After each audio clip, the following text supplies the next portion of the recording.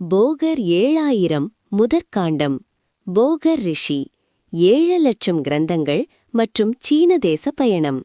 அறைந்திட்டேனே 7,00,000 கிரந்தந்தன்னை அன்பாக அதிசயங்களெல்லாம் பார்த்து. குறைந்திட்டேன் போகர் 7000 கூறினேன் லோகத்து மாந்தர்க்காக. வரைந்திட்டேன் 4 யுக அதிசாயங்கள் யாவும் வாகாக பாடி வைத்தேன் சத்தகாண்டம்.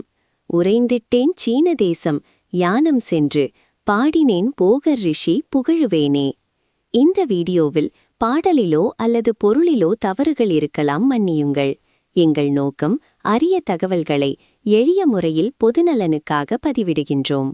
இந்த பாடலில் போகர் ரிஷி தான் எழுதிய 7,00,000 கிரந்தங்கள், புத்தகங்கள் மற்றும் தான் கண்ட அதிசயங்கள் பற்றி கூறுகிறார். போகர் தன்னை போகர் 7000 குறைத்து உலக மக்களுக்கு உபதேசம் செய்ததாக சொல்கிறார். 4 யுகங்களின் அதிசயங்களை சப்தகாண்டமாக பாடி வைத்துள்ளார். மேலும் தான் சீன தேசத்திற்கு சென்று அங்கு பாடியதாகவும் போகர் ரிஷி கூறுகிறார்.